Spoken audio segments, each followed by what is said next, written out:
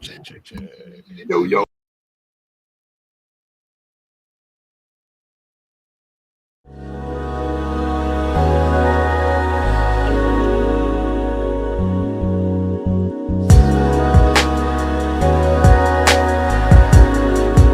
What is your original unique idea behind it? And I think maybe for the extrovert, like someone who I talk to, we talk about like sort of like a well. Like the introvert has like a deep well, and it's just like thought, idea, the reservoir. And I think for the extrovert, the well is like it fills up and then they pour it out. Like they fills up and then they pour it out. They fills up and pour it out. They just keep pain. I think we'll get into that too. Like we were talking about empathy before. It's like I have no problem relating with someone's pain or empathy. It's like I'm in touch with your emotions more than I'm in touch with my own. Like hip hop has definitely been therapeutic for me though in that, because even the way I'm talking right now has so much more emotion than when I was younger. I couldn't even talk like this. I couldn't even go, hey, what's going on, man? I couldn't talk like that. It wasn't in my skill set.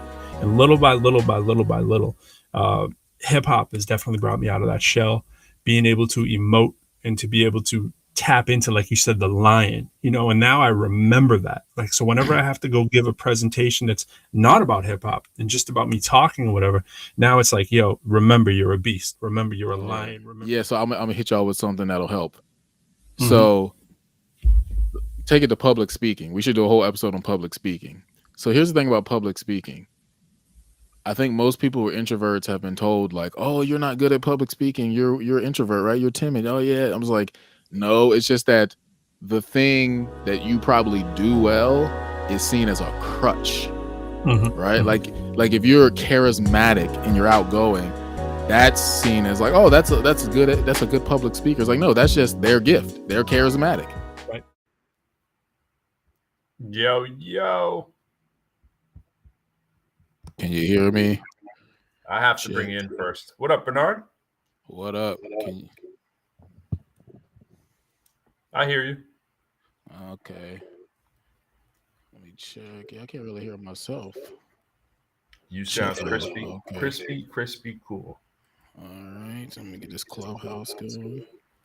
I do have to warn you ahead of time that I have my wife's not home and I got a pizza in the oven for Henry, so I'm gonna have to run downstairs soon and get that thing out because he's like, "Daddy, I am hungry." So it'll be the what do we call half of the introvert show? The intro show for a few minutes while I get that taken care of. And if you want a slice, I got you.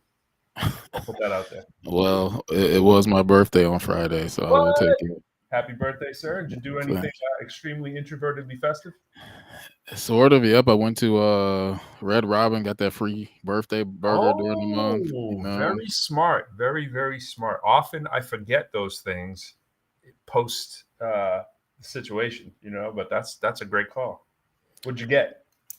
What did I get? The Whiskey River burger. I usually always get the same thing. I get the being a vegetarian, I get the vegetarian burger, and you can't go wrong with the fry refill. You know what I mean?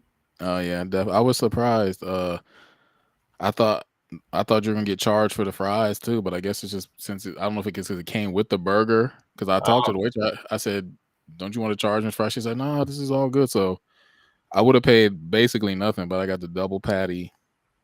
Very nice. And the drink. So then you do a tip. So, but it was still like, I don't know, 10, 15 something. Makes a lot of sense.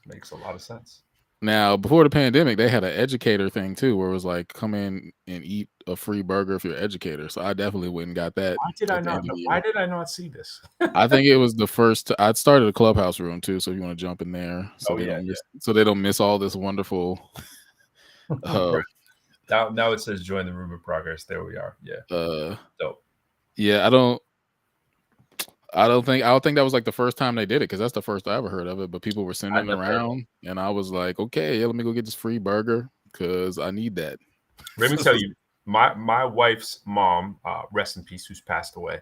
She was the best at that. She had a running list of everything you could do prepared for you on your birthday. Of like, here's all the discounts you qualify for. You could do breakfast, lunch, dinner, and dessert, and you were good. So I got to get back on that game. That's what one of the students told me. He was like, "Yo, you should just look up what you can get free on your birthday." And I was like, "Yeah." it sounds good, but then I don't like. Okay, so one of my students The has sold birthday me. gets in the way, right? Well, one of my students has sold for football one of these little cards where you can get like discounts. Oh, 10% off here. It was like their fundraiser thing. And so this card was about to expire, and I was like, man, I got the whole summer. I need to use this up. And just the thought of it, I was like, this is gonna be so much stress trying to get this little discount. I just gave it to somebody. I was like, I'm not gonna be running around getting 10% off a soda and Yeah, no doubt. 15% off. So I was like, here you go. Yeah. Hopefully someone else can use this. Hey, let me tell you. Let's do this live right now, right? You talk about quality programming, right? So in my wallet, all right, you see what I got here. Now I know it's upside down. The Fandango, the license, the Fandango. See, you see, people know what I like, right? We got AMC stubs and another AMC card. All right. Okay. So I told you I'm hardcore movie, right? Like people know. Right. I got my Amazon card. I got another Fandango card. I got the MBTA card here, which out here is your Metro. I got my Barnes and Noble, which I still need to use more of. Actual credit card, and right here is the season. This is one to have. This is the season pass to Six Flags. You got to have that, and of course, sparing you all the other stuff over here, which are just regular cards and so forth. But usually, I'm pretty stocked with the gift cards and stuff. It takes me a long time to use them a lot of times, but the movie ones I'm usually pretty good on. And but yeah. I make a living off of our gift cards. I'm very good with gift cards. You get. Oh, and don't forget this one, which I haven't fully used either, which is basically a credit card. Movies everywhere. A little harder to use, a little more irritating, but you got to get that for your introverted movie lover who loves to go by himself. Well, as our podcast continues, that's perhaps we can create a shop with. Introvert oriented gifts, stuff like that. I got a list. Yeah. Or like you said, or we could have the best list for your introverted husband or wife. This is what you should get them because, like, thank you, honey. You don't want to go with me. The Barnes and Noble gift card is wonderful because I think about that. I'm like, oh, I can go sit down. They got the little cafe joint on the side. You go looking. You're like, all right, I got the whole thing lined up, But outside of gift cards, it gets a little bit more difficult, though. It's a little more difficult. Well, the interesting thing is, this comes up on my birthday every year because I did go to work. Because part of me is like, oh, I kind of want to be celebrated, so you want to be around people, and also I like what I do and making music. But at the same time, parties are like, yo, I should just took the day off. I could have been just at home watching TV. Yeah. But I have so many days saved up. Part of me was like, I'll just take another random day off. Especially as this year winds down, our school is so ridiculous because every student is required to attend 900 hours or whatever. School it literally is like dragging to the end of the finish line. So we'll be there in June. And it's just like kids there getting in trouble, running around because they have to be there. It's like, just send these kids home. Just send them home. They ain't gonna do it. Yeah. So I might just be like, yo, I got so many days saved. Let me just take the last weeks off. But I got so many projects that I'm trying to get done. I'm like, I got to go Monday because I got to get the contest rolling. And so who knows? I might just not take any days off the rest of the year, but we'll see. Yeah. Hey, I'm gonna shut this camera off for a second, but I'm taking the Clubhouse with me, so I'll be listening and I can talk as well. It might just be a second or two that people here miss out on my wonderful commentary. So let me turn that off. But yeah, I never get the whole maximum hours thing or whatever. I mean, I guess that was just thrown out the window during COVID, but or minimum hour or whatever you want to call it. But I guess during COVID, it's just like, oh well, I guess that's not such an important rule. Right. Well, hold up. Let me see. Let me turn up. Maybe I can get you semi-audio through the mic, through the headphones. Go ahead and say something. Can you hear me? Oh, you're muted. Oh, now Pro's muted. All right. Well, I think Pro is going to get the pizza. Oh, wait. Hold up. Are you there, Pro Lyrical? Oh,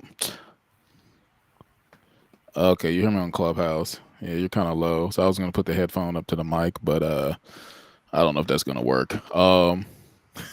So for those on Clubhouse, Pro is getting the pizza.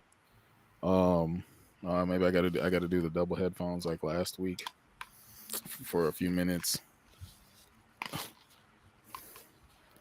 Yeah, I like to be able to hear my own voice, but yeah, we're gonna talk about leadership today. It's gonna be a good topic. Um, Wait till Pro gets back to the camera to actually dive 100% in it. But I like this topic a lot because it's a paradigm shift for a lot of people, especially. Well, we'll see. You'll see. We'll see why. But yeah, the rest of the weekend. Let's see what I did yesterday. I was yeah, just chilling, watching TV, eating more. It was hamburgers and fries all weekend. Like all weekend, hamburgers and fries. Got a little cupcake and ice cream. Uh, See, that's the thing. Hey, you gotta get your celebration. Celebrate yourself. Oh, especially it's supposed to be Teacher Appreciation Week coming up or something. So get that started early. You know what I'm saying? Um, Especially last year. Yeah, they didn't hook me up because when we were on virtual, they even sent out a thing saying, "Hey, even those of you who are working virtually, like we want to do something for y'all. Put your little sandwich order in or something." I was like, "Okay, cool." So I put in my sandwich order. Nothing. I got nothing. So Huh. I had to double up. But oh, he's back. You got I'm the sort pizza of back. on? I'm a big problem on the pizza. I had it at 350 from what was previously in. I didn't set it to the 425, so it's not exactly ready. Dang. So unfortunately, I got to make one more trip in a few minutes. And that is All right. tough. You can be as good as you want at math, but when you put the pizza in at 350 for 18 minutes as opposed to 425, and then you have when you correct for it, how long do you leave it in? See, you can start getting into ratios and so forth, but it doesn't work that easy. I mean, you could easily say, figure out what percentage 350 is of 425, which is not really that hard, and then put it in for that percentage longer, but it never works that way. So you just got to kind of rough it. So all that math training right out the window. But but back to the burgers and fries. Well, what I used to do is before the pandemic, my birthday, I was like, all right, go out to some place that has good pancakes and get that good Right. IHOP or get that good. There's this place around here called Bluegrass Grill where they had some really good pancakes. So that used to be my thing. Go get a breakfast, and then I probably would. Yeah, it's always like good pancakes, then Nothing some wrong kind with of that. hamburgers and fries, and then like some ice cream along the way, Mm. milkshake or something. So I wanted to get the shake at Red Robin, but I was like, let me save that for Saturday and Sunday. So I just bought a little ice cream container, got some cupcakes, got some whipped What? cream, You balled bananas. out. Well, that's what I started doing with the pandemic. I was like, oh, I'm not going out to these restaurants. So I was like, when I was shopping, I was just like, let me get these bananas, let me get these strawberries, let me get this little chocolate, let me get this whipped cream. I was like, just do my own little thing, and it tastes like when you're at IHOP. It's like, yo, this is what they do. Yeah. I have So a love-hate relationship with IHOP. Like I know the eggs are gross and I'm vegetarian but I always get the eggs. It's this weird thing, right? It's like I'll get the pancakes and the eggs and the home fries and it's pretty gross. I'll get a Diet Coke with all that. And I used to go all the time with my man DJ Jamiz. Shout out to DJ Jamiz. Yeah, there you go. every weekend, one of these. Hey, hold on. Switching it up here. Diet caffeine-free Pepsi. So I would go there, at club. It was the only thing open after the clubs would close. You know what I'm saying? It'd be like 2 a.m. and you get these nuclear yellow eggs. But at 2 a.m, nuclear yellow eggs with nuclear yellow cheese, it all tastes kind of good at 2 a.m. You're just pretty happy that there's something there. So pretty, that's my illustrious story of IHOP. But I know it's gross, but I continue to go and I continue to eat it. And it's, Denny's had the old racism stuff that used to be out there in the ether all the time. And there was like, I chilled on the Denny's for a while. Then I gave Denny's a second chance. And now there's one next to the house And so I'll go to the Denny's again by myself. I've been to the Denny's by myself. My wife and my son, we've been there maybe a couple times. It opened like weeks before the pandemic. It was really bad timing, and it somehow survived. But it's like Denny's to me is a notch above IHOP, I think, in my hierarchy of my Yeah, hierarchy. I don't know if I could go with that. The one near me though is like the premium Denny's. It's like brand new. It's it's like okay. I always would have put IHOP above Denny's, but not anymore. That's the one next to my house. Premium Denny's. Okay. I mean, Denny's is redneck trucker stop all day, but this one really isn't. It's just like a regular kind of Denny's, But they cater to the there's nothing else to eat around here, and IHOP's not in the neighborhood crowd. Well, I'm glad you had a non-healthy birthday. I mean, you should have a non-healthy birthday. You know what I mean? You should if you're gonna ball out, you gotta ball out your birthday. There's no other time to do it. But I know. So celebrate yourself. That's it. Anything on the list though? Did you have any birthday item? I mean, we might as well hit it. I mean, if we're gonna talk about what's on the introvert list, we might as well get a preview. Anything on your list? Well, most of the stuff that I want, people can't really afford because it's Right. always musical software stuff. Yeah. So I did buy some software, which I wasn't really planning to do. I was making a beat, and I was searching for this sound, and I was like, I know I have this sound, and I kept looking, and then I realized it's like, oh yeah, I had bought an expansion pack to this thing, which when I got the new license, I didn't buy it again. So I'm searching on my computer for something I don't even have. So then I go to the website. I was like, oh yeah, so I guess I got to buy this expansion pack again. And then they had some 60% off sale. So I have this. I've used this. It's called East West Sounds Online. So I've used this Silver Symphony library since 2005, and it's like the basic. I mean, you get everything. They're like violins, violas, cellos. I mean, you get the whole orchestra. But like if you go up to the gold or the platinum, you get all these other articulations. So they had a sale. I wasn't really planning on buying platinum, but it was like $125. I mean, normally like $400. So I was like, okay, birthday gift, I guess. Platinum birthday. So platinum. So now I got like tons. I mean, like tons more stuff, which is just like exciting. The only bad part though is I bought it on Friday morning, and Friday night I was like, all right, I'm about to stay after school, and here we go. I'm about to put this in here. I get on there, I'm looking at my little download manager, and it's nothing. So I chat is on there. I was like, where's my stuff? Like, oh, the guy has to put it in manually. I'm like, no, y'all like a big company. You can't just read my account and be like, I already got it. I got the upgrade. So it still hasn't been expedited. So I haven't even got to download it. So, but it's fine. It's gonna be amazing once I. Well, I'll tell you I mean, software makes perfect sense. I had my closet right over here collapse this weekend because I have too much. I put pants on the hangers with the shirts and the suit coat kind of stuff. And the thing is, it's like in this new world that we're in, where sweatpants are king.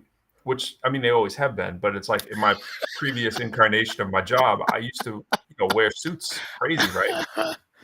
I should probably show you. I should probably just show you what it looks like. Like my closet put back together, I sort of, rigged it. I probably didn't do it as officially as I should. This is the third time it's fallen down.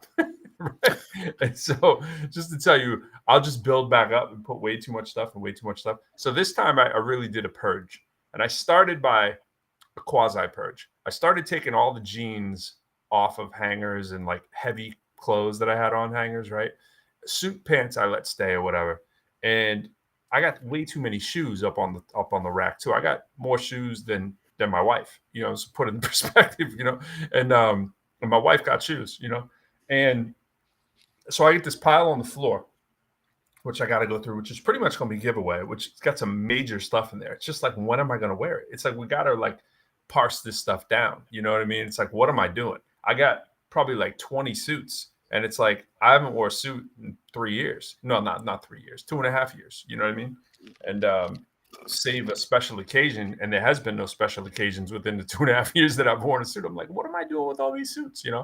And so the closet Home Depot, where you can make the cool closet, the people at the really, really nice homes have, kind of do it yourself. That's up there right now. So, you talk about gifts that people can't afford. It's just going to have to be a gift I get myself. I was like, Mother's Day. I can put that together for my wife and I. So let me walk you to the closet here. All right. So check this out. And again, quality programming. Hold on. Yeah, but might as well take us down there with the pizza too. So there's the closet situation, right? I know you can't see it perfectly here, Yeah, but that's bottom line is these things are a lot of weight on there, right? And so I had to trim that down, and then the shoes up there adding to it. And you can see if you're looking carefully, there's like holes where some of the previous ones were, and I had to put in new ones there because it just ripped through the wall, and it wasn't a good look. So down here, I had to put in all the extra shoes and pants and all that stuff just to make it work. And then my wife got tons of stuff back here too. So, but the closet, man, get the closet. My son's screaming for the pizza, so I'm gonna have to go do that. I'll put the camera on mute here a second. I'll be right back. But yeah, that's a great personal gift. all right. Well, pros on Clubhouse still, and then once he gets back, we'll jump right into the topic. While he's doing that, what are the gifts that I get? I got a DoorDash gift card from my mom and some gum. So I use that DoorDash right away. So here's a story. Here's a story while we're waiting for Pro to get back. I mean, he can hear on Clubhouse, but so I get on Okay, so DoorDash sends me this coupon, and it's like, hey, get 3 on your next 3 orders, get 50% off. I was like, oh great, I get DoorDash every weekend, so that'll be perfect. So I put in the code, and it's like, your account is not eligible for this account. This thing is like, why y'all sending me promos then if I can't get it? So this has happened before, and I just got on the chat, and I was like, I'm putting in this code, it's not working. They're like, oh, we're so sorry, because of your inconvenience, we'll give you $15 or $20 credit. I was like, okay. So I was like, so the next 2 orders, the code should work, right? Oh yeah, it should work the next 2 orders. And I was like, okay, it's probably not, but I'll just do it again, and they'll probably just give me the $15 credits each time, and that's basically what I had to do. So in this last time, I got DoorDash gift card, got the 50% off. I'm like, great, I'm not gonna be spending any money. So I get on this call on the chat, and I was like, it took like 45 minutes too. I'm like, why is it taking y'all so long just to figure out a code that you all sent me that should work? So at the end of the chat, the guy's like, okay, the money or the credit's been credited to your account. And he said, thank you. His or her ending message said, stay safe and always keep smiling because you are amazing. I was like, okay. I was like, man, you guys don't just provide food and customer support. You really do provide hope, don't you? And that to me, that gets into all our conversations. So, like, who in the world would say something to somebody they never met? Stay safe and always keep smiling because you are amazing. And it's like, this is definitely not an introvert who came up with this, because I'm not telling anyone to always keep smiling because they're amazing. Number one, because I don't know you. I mean, I do think everyone is amazing or potentially amazing, has the deep down within them, the amazingness. But so I posted that on Facebook when people were giving me a happy birthday. I said, thanks for all the birthday wishes. I said, oh, by the way, in line with my DoorDash customer service rep, I want everyone to stay safe and always keep smiling because you're amazing. So that's my DoorDash birthday story. Other thing I like about birthdays is, it's really an excuse to just celebrate, in some ways, as long as you want. Friday was the birthday, but obviously Saturday still feels like the birthday. Sunday still feels like the birthday. And, I'll keep telling people, if people are like, hey, what'd you do this weekend? I was like, oh, it's my birthday. Because, everybody's gonna be like, oh yeah, happy birthday. Like, yep. Plus, it's always a chance to try to get a free meal. If people are going out to eat or something and you say it's your birthday, they usually want to pay for you. That happened to me once. So I like birthdays. I have this whole thing about how your birthday is actually every day, you know, because think about how people treat each other on their birthday. You know, they're like, "Oh, we're so glad you were born, and the world wouldn't be the same without you." And you think about yourself, and you think about the fact that this day represents the day you entered into the earth, and everybody's paying attention to you. Everyone's sending you messages and sending you love. They're thinking about you. It was like, why do we only do this on people's birthdays? Like, why do we wait until birthdays and funerals to celebrate each other, celebrate ourselves? That's why I say every day is your birthday. You should celebrate yourself every day. You should really consider how valuable, intrinsically worthy you are every day. And that would change the culture, because if everybody saw each other as like, wow, like you're here, you're born, wow, I'm so glad you're here. Like, imagine how differently the world would be, because you would see each other as sacred and significant and irreplaceable, and you wouldn't have all this nonsense that we got going on. You would appreciate one another.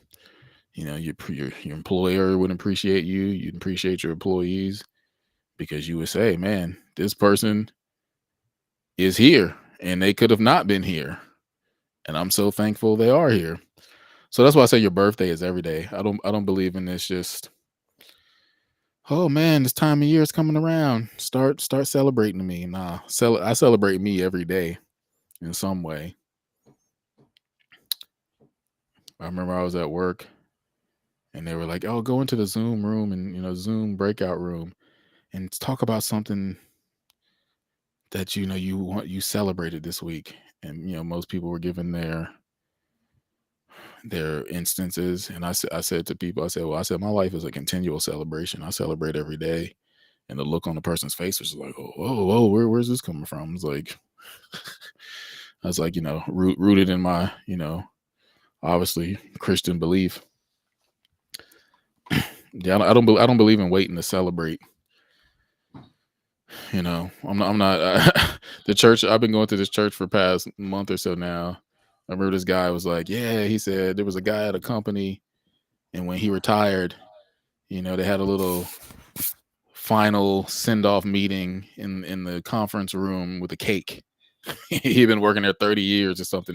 And he was like, how would you like that, Bernard? 30 years of your life. Here you go. Here's a cake and a card. I was like, yeah, exactly. Exactly. That's why at work now, I'm not really expecting. I can't really say. Of course, we all want to be appreciated, and I definitely, we all want somebody to pay attention to us. So, of course, I do have some expectation, but on some level, I'm just like, okay, you guys you don't really know who you have amongst you. Well, you don't really know who is here, and that's kind of the downfall of all workplaces. It's like, man, if you guys only knew who was working for you. Like, if you only knew the intrinsically valuable, worthy people in amongst you that you had, you would be utilizing them. But most schools, jobs, you're just a worker to them. So it sounds like pro is kind of coming back. I hear some noise, but that's going to segue Yeah. into the topic. I forgot you could hear all that. So it's going to segue back into the topic. Yeah, I think you're still on mute on Clubhouse. Now, everything was cool about what you were saying, except you can't eat like it's. Sorry, let me turn on the Clubhouse here. As I fell out of the Clubhouse room for a second. You just can't. You can't eat like it's your birthday every day. Oh yeah, but you don't have to do that. But you can, you got to celebrate yourself. Right. See, that's an American problem though. They think celebrate means eat and go crazy. To me, I celebrate myself by making music every day, or absolutely, doing something creative. I'm like, yo, that's me. I need to express me, and that time will be had today. Like, you guys, like, it's funny because at work, I guess since the pandemic specifically, but I was like, dude, do something for yourself, and I'm always like, why are you telling me this? Like, I'm not doing this. Like, every week they're like, go home and do something for you. I'm like, of course. Like, what else would I do? Like, you think I'm giving my blood and soul to this? to this job. Like, I am, because it's my purpose. Like, this job aligns with who I am as a human on earth. That's why I'm giving my blood and soul, but not because like I've signed my soul to you. So right. This pizza, first time I've had pizza in like a month and a half. I've been trying to be good, but had nothing else to make quick. And I'm like, yo, I'm celebrating like it's my birthday. Back when I was young, going to Shakey's Pizza, that was the big thing. And I had to look up Shakey's because my son was asking me, do they still have them? I looked it up a few weeks ago, actually, before it was his birthday. I was reading the whole history of this Shakey's pizza place. I don't know if you ever heard of a Shakey's before, but I think I've heard you mention it, but they had hundreds of them. And there was one of them, like on the border of where I was in Lowell. It was just over the Nashua, New Hampshire line. It's crazy, man. It was pizza and games. It was like the forerunner to Chuck E. Cheese, but it was before Chuck E. Cheese. You know what I'm saying? Like Chuck E. Cheese wasn't a thing when Shakey started in like the 50s or something like that. Interesting. People associate pizza parties with birthdays. So, well, to what I was saying, which can connect with the topic, I was saying, people don't actually know who is amongst them in their job, and so they take them for granted, and they just kind of keep moving along with the same protocols, the same styles of doing things, approaches, and that ties into the quiet leadership. Because I think for certain introverts, when we are in the place, we are there and we are very aware of what we have to offer, but we're probably not vocal about it. Not even because you're like afraid, but you're just like, I don't want to waste time talking to you or needing to feel like I have to like, hey, by the way, this week I did this. right. Like I saw something on I forgot what site, but they're like, every week, you should send like a little email to your supervisor, just keep them in the loop of like what you've done or your accomplishments. And I was like, oh, that's a good idea. Not a bad idea, yeah. Yeah, but also I was like, I don't want to. Right, I'm not doing it. That's a good idea. But also kind of like, I don't know. I guess it just felt kind of needy to me to be like, by the way, this is what I've been working on.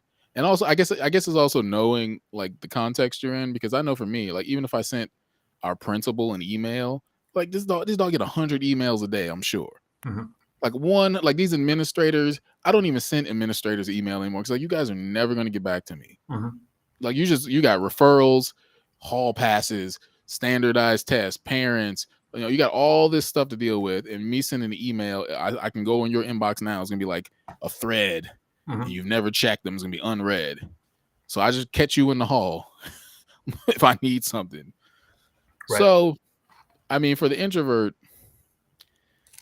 I don't know. I mean, I guess the question we'll come back kind of to that thread later. But the question I was gonna start with you is, do you feel like you're a leader pro, and have you always felt that way? No. No, more so to the second part. I've definitely not always felt like that. And I tend to thrive in positions where there's very few people. So, I mean, granted, I'm at a university, but I'm a department of one. So I direct faculty development, but there's nobody else in my department. I do well if there's a couple people that report to me. I'm fine with that. Or if there's maybe a couple people that I report to, either way.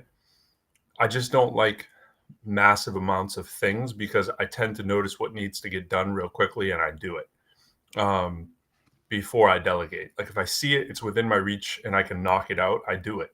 And not everybody works that way. And it can build up some frustration when someone's always delegating to a team. If you don't have someone in your team who's like that, it can get frustrating in one of two ways. Either as you, their supervisor, direct report, coming to you and, having to ask all the time and can't really, if they're not that kind of person who can anticipate what needs to get done, that can be kind of strenuous, really, in either direction. And it can make you the kind of leader you don't want to be, or, you can get frustrated by that. And at some point, no matter how patient you are, that can be tough. So I've always done better in small groups where leader is kind of shared. It's not even really as needed. I've been a branch manager, had maybe like 12 employees working for me, and we did really well. It was cool and everything, but it's not my preferred position. I can run the show. But like when I ran the show doing promotion companies and so forth, again, it's a very small crew. So the not always seeing myself as a leader is because of that. I've always just seen myself as a person who got stuff done. And then when I got thrown into more of the business world, that attribute, people want to put you in a leadership position. So like, oh, this guy gets his stuff done. He'll probably be able to manage others great. And I have no problem managing others. It's just that I tend to do more than what the people underneath me will do. And I just think that builds up frustration. Like, cause I just am always excessive, like I always go really, really hard, and, Right. because of that, that's a tough model to follow. And they say in business a lot of times, you never want to ask of your employees to do something you would never do. Um, I would never ask them to do anything I would do because I would do everything, you know. So to get promoted like over somebody like me and to stand out, you just have to either be, in just even in a car rental situation. I mean, you just have to be the place you could outperform me would be as a salesperson, right? Like you could sell Right. me, like upsell and sell damage waiver and that kind of stuff. But in terms of knowing the business, like if there's a piece I don't know, I'm obsessive about it.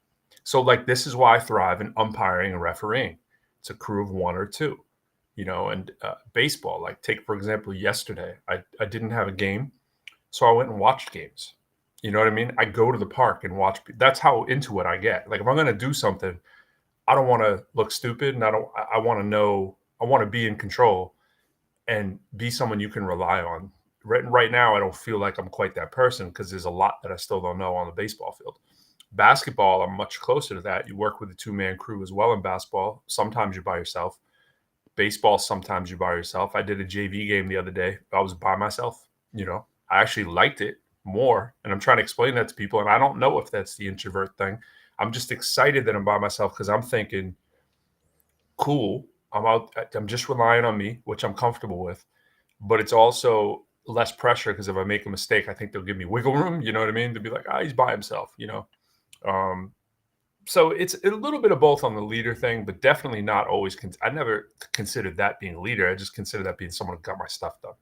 So Well, something you said, I think I can't remember if this was in a Type Talk book that I read about, personality types at work. But there was a book that said something about some people actually become less fulfilled as they get promoted because the very thing that they were doing when they were in the other position, they now don't have the time to do anymore because they're like, they have to do all these other boss things. Like, yeah, that's how I feel. So I think that ties very well into what I'm going to get into. So I feel like I won't say every, I would definitely say at this job, since I was not the certified teacher, a lot of people saw me as kind of like the vice president or like, minor league team or whatever. Cause like literally like stuff would happen. Like they wouldn't talk to me. They talked to like the face of the, the face of the thing. And I was like, yo, I'm here too. Like I'm here in the room doing just as much, I see you. as they probably had to deal with other stuff like grades and parents and stuff. And I was like, good. I don't, the stuff that I didn't have to deal with, I was glad because you got to go to all these meetings and departments and talk about stuff that is not going to work. Great. I'm good with not talking to other departments about the same stuff. Oh yeah, the kids, they're on the phone. Like, yeah, I know. Well, what are we going to do about it?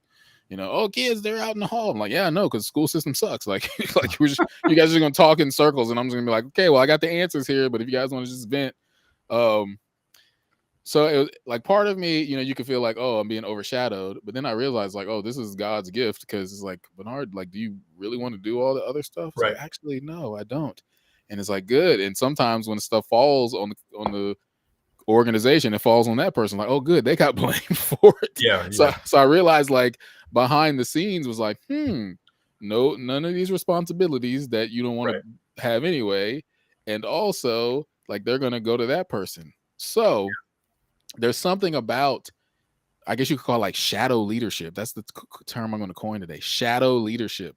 Because I think the introvert is there in a quiet way where it's like you don't notice it till they're gone. Like I even had one student, he's like, what do we do in this class? And if I take it next year, I said, oh, you do this. I said, I'm not going to be here next year then. And then later the kid was like, well, I don't know if I want to come then. Like there's some students who are like, well, if you're not going to be here, then it's kind of defeats the point. Another organization I was a part of, similar arts organization, there's a lot of stuff I did that people didn't see, but I think when the organization wasn't going anymore, not that it stopped, but somebody said to me, it's like, yeah, Bernard, you're certain people, like when you're here, like really keep the thing together. So I think the introverts are like the glue. Mm-hmm. I read, I've mentioned this before. I read, Indeed and all that stuff like it's going out of style, right? And I find it interesting to almost score where you're at for you. I think introverts have to do this. I think I don't think it's exclusive to introverts. I think extroverts should do it as well. But I think extroverts are the kind of people who, people will say stuff like this, like, oh, the millennial generation, they just bounce out of a job in a year. They're there a year, they'll bounce out, right? And I'm like, I don't see that as a negative, right? Like, I mean, if a place doesn't work for you, bounce out, right? Like have options. Like, I don't think you're wedded to a company. And like you said, you work there 30 years and you get a cake. You know what I'm saying? It's like my dad got a rocking chair. It's actually in my office because he really had no place to put it.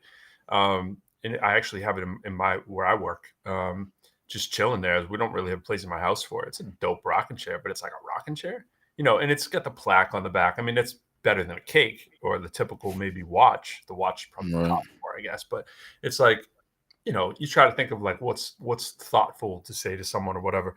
And if a place isn't really doing that for its employees, I think, yeah, why would millennials be thinking bounce? Why would anybody? And I just think the old school way of doing it is like, yo, I'm going to stay at this company for a long time.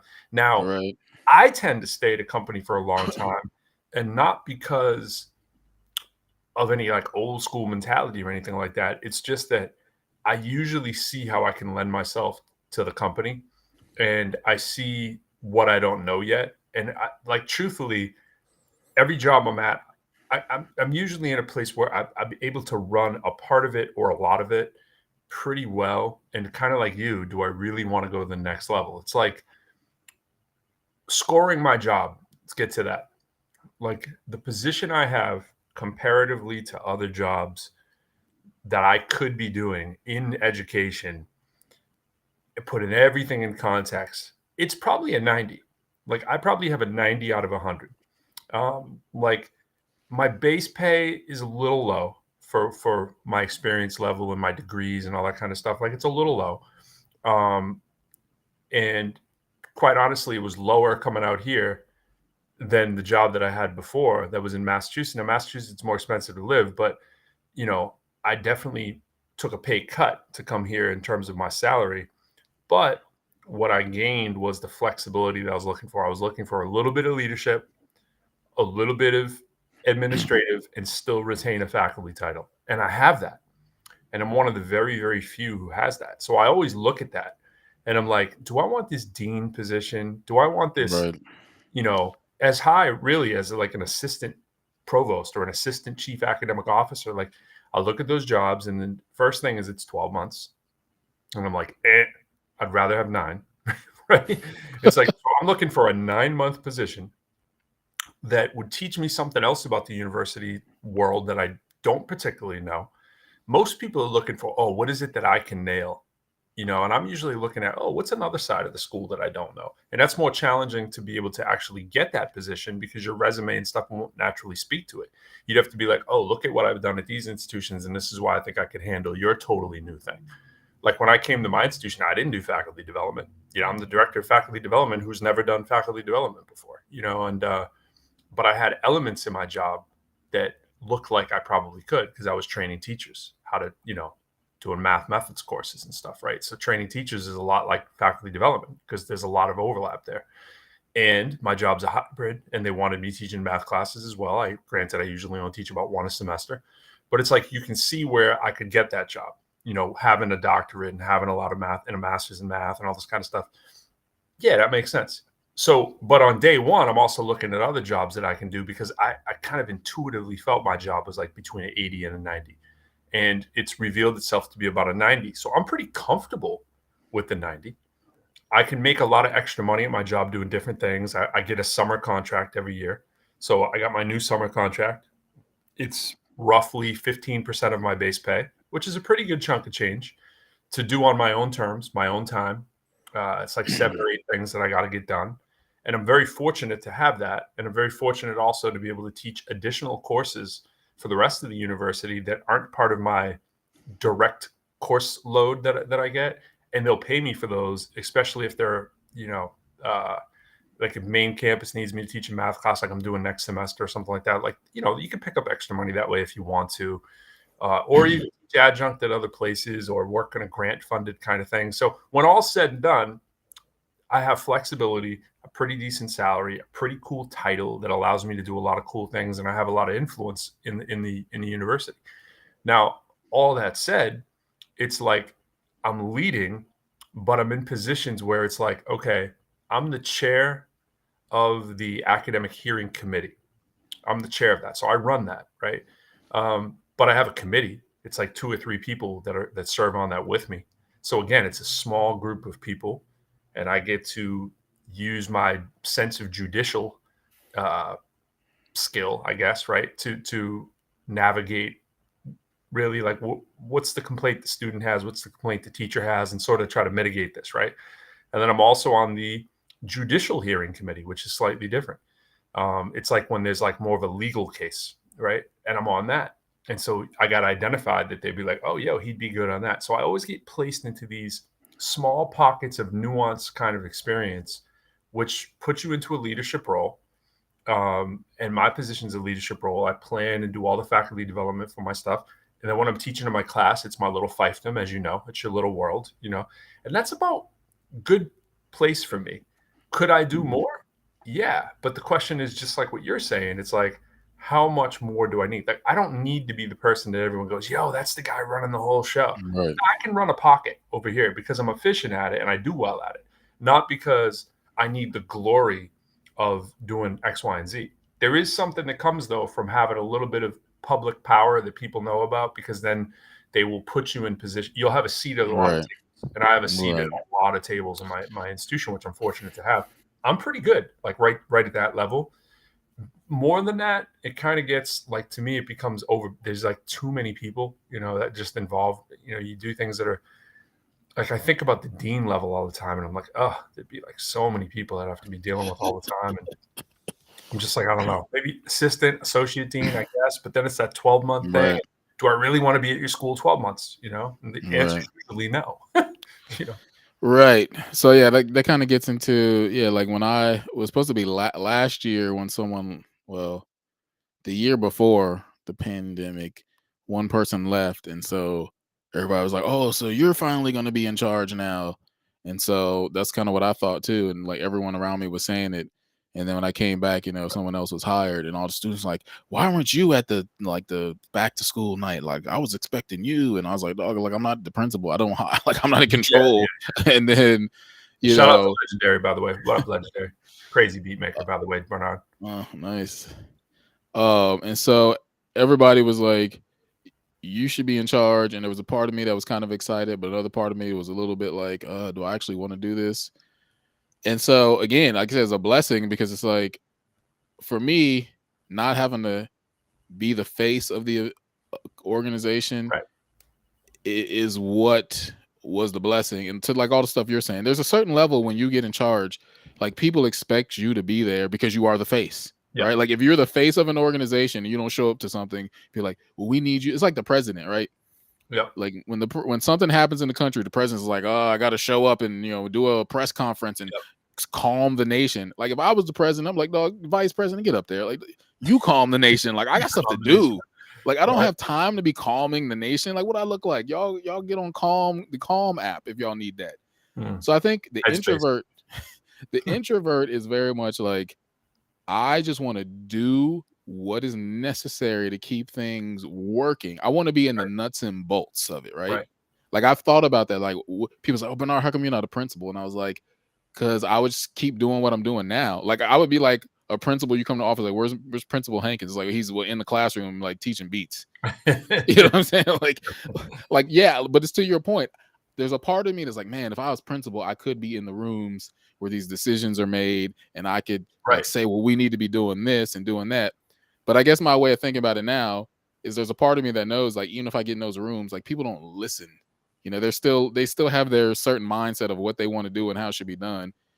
But maybe, I don't know, maybe there's something it's a little different though at that level. I do think people unfortunately have to listen a little more, you know, and it's like, you know, there is some sway there, and, you know, maybe you could be that cool, you know, principal who is in the classroom, you know, and it's so, there's a reason why they're not though. I mean, there's so much going on, and it's like, oh, what am I gonna? I mean, I have trouble in my position finding time to teach.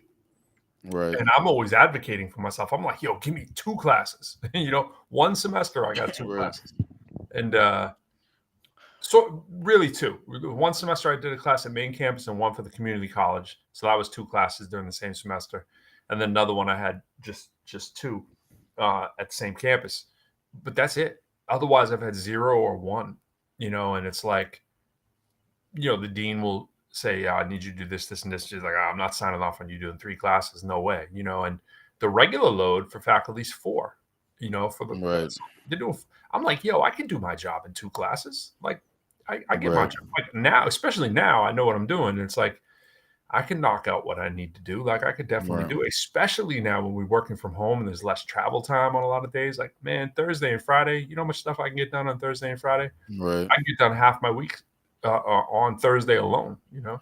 Well, yeah, I mean, to your earlier point though, I think, yeah, I guess on some level, I have seen that people, like when someone is the face and they're very charismatic and they're influential, they're willing to listen to that person just because of the face value on something. Like, oh, we like him, we know him. So the people who are very the face of organizations tend to like be likable. And okay, so here we go. Here's what I think it is, right? It's not that I'm not likable. I mean, people like me, but I'm definitely that person who's like, I don't care if you like me. Like, this is what we need to do. Like, I'm willing to lose the likability so we can get it done. So they came, like, if they came to me, it was like, Mr. Hankins, like, what do we need to do to like make the studio better? I was like, I'm willing. I would say this if they asked me. I was like, number one, this program is not taken serious right now, so you should just cut the arts. Like I would be the guy to say that. I was like, you guys don't even take this seriously, so just cut it. Some people be like, don't say that, you're gonna lose your job, and others like, I'm not trying to make other people lose their job, but I'm saying you guys are like giving this your worst. So why don't you just all just make school, science, math, history, you know, English? That's what y'all want, right? So stop lying to kids. And like, we're gonna give you this little hobby over here. Like, just make it a club then. Let's make it a club. I'm the person who's gonna tell you this is what I think. This is what I think needs to happen, and I'm not here to like give you the sort of gracious, smooth it over for you. I mean, I know how to speak in a way that is like gracious, but I'm not gonna be like, I'm not gonna tell you stuff that I don't think is true. I'm not gonna be like, oh yeah, we should keep it as doing. Or like, no, it's not. Like, it's not working. Like, what are we gonna do to make this work? So I think the introvert is necessary in companies because they're the people who are gonna like tell you, your engine is not working. Yeah, but has a nice paint job. I'm always comfortable being that role too. Like I'm always, but it's partly why I do look at the terrain of the landscape. That's redundant. I look at the landscape of. I was, you know, it's funny. I pulled a Bernard today. I was looking at this restaurant, it said Mediterranean. And I was thinking about the word. I was like, Mediterranean, middle land. That's what Mediterranean. First time it ever dawned on me. And only because it was written in Middle Eastern writing. And I was like, is Middle Eastern, Mediterranean really the same thing? I know they're really close, but when does it become Middle Eastern and when does it become Mediterranean, you know? And then I was like, they really mean the same thing almost. You know, it's like Middle East, Mediterranean. I mean, I'm sure it's pretty much the same idea. Total sidebar. But yeah, I've always been comfortable being the person to say how it is because surveying the terrain, like I was saying, I know where I can get rehired pretty quickly. So like I tell it to all the faculty day one, like faculty development, I'm like, you should know your worth. And that means knowing what other positions are paying similarly in the area, knowing where the other opportunities are so that you can have your I quit speech down on the first day. You know, you want to walk into a job being able to quit it on the first day if it's not right for you. That's liberation. Right. And not saying that you're going to do that. I've never done that. I've never walked in and been like, I quit, but I've certainly had the speech ready. And so it comes through, it exudes this kind of quiet confidence, like the name of the show, right? It's the quiet leadership. It's like, you know, and I know that I'm overqualified for this position, you know? And I've always kind of liked that. I like being a little overqualified for the position. You know, there's something about that, you know, being over your head. That's not necessarily a great feeling. And a lot of go-getters, a lot of extroverts like that. They do. I hear it all the time. It's like, yo, I want to be challenged. I want to be like, I don't have the I want to be challenged gene in me. Like I don't want to feel like the job is like a pushover, but I also don't want Right. it to be like I'm learning 30 things because I told you what I'm doing. Where I feel I'm challenged Told as you an what umpire, I'm doing. I'm on the weekend watching games and watching umpires form, you know, because I don't like not knowing all the stuff, you know. So it's like, it's very extrovertish to say, yo, you got to push, you got to keep pushing, you got to keep challenging yourself, you got to keep. It's like, bro, like I'm actually looking for a position that has flexibility where I can learn some stuff and I can have an impact. That doesn't mean that I need to be 24/7 challenged. Like being challenged, like, you know, give me a beat that I can be challenged on. It's like, it's sometimes I just want a beat that fits, you know what I'm saying? Right. Like, you know, and I find that to be sort of the extroverted thing. I find that the go-getter sales business people that want to conquer the world and want to go make $350,000 a year working 65 hours a week like to be challenged, you know? Give me $150,000 a year and give me an easy schedule, and I'm gonna feel challenged to go make better music. You know, like, you know, that's what I shoot for every year. I'm like, you know, give me $1.50, and which any way I can make that, any configuration, and you know, yeah, I'll strive for two. If I can make 200K this year, yeah, I'm about it. And I'm thinking Right. with music being back, you know, there's a shot at that. 200K and working way less than 50 hours a week, right? I mean, truth be told, working a 9-month job, I probably average 30 hours a week, you know? And it's like 30 hours a week, well into the six figures, not being like pushed to the max and having to lose sleep and lose, yeah, and having time to go to the gym in the morning, afternoon, and do hang out with my son. You know, like we go for walks, we ride a bike, we does a scooter, we play basketball, blah blah blah. All that kind of stuff matters to me. And Right. if you don't know where you stand on that stuff, you can get tricked into thinking, yo, I gotta go push it. I gotta get, Right. I gotta, you know, climb the corporate ladder and go. I'm not saying there's anything wrong with that. I trust me, I'm looking at jobs all the time to think, yo, what can I max out on? But that doesn't mean at the expense of my like mental sanity either. And I think that's why you see a lot of people dumping out of education, because it's like for the low amount of money, I think if the average person had to teach for 1 year, they'd go bat crazy. If they really realize what they're like, you know, if you teach at a high school and you have to try to explain to mature adults who think schools are ran one way, and then you explain to them the reality of what high school kids are really talking about on the day to day and what their language sounds like, what their world is really like, what the challenges they face, and then you're the intermediary. It's like, bro, there's a lot of pressure on teachers. You are their therapist, their counselor, their big brother, their father, their truancy officer, their confidant, their supply buyer. I mean, just so much. And it's like, you really have no idea. I tell most people they would be clutching their pearls if they went to a high school. And I say this working in a very large urban high school since the 99 2000 school year, you know, for 6.5, basically, I think I was there 6.5 years. That's then. And I know what it's like now from being in plenty of our high schools out here. I visit a lot of high schools. It's the same stuff. It's just exacerbated more, you know, and it's like people would be blown out of their mind to see the things the kids are dealing with. They think it's like, oh, Right. today we're doing math. Today we're doing it. No, there's a lot more stuff. Kids have a lot more on their mind than doing the math. In fact, doing the math is last. You know, doing any of the Right. regular classes is last for a lot of kids.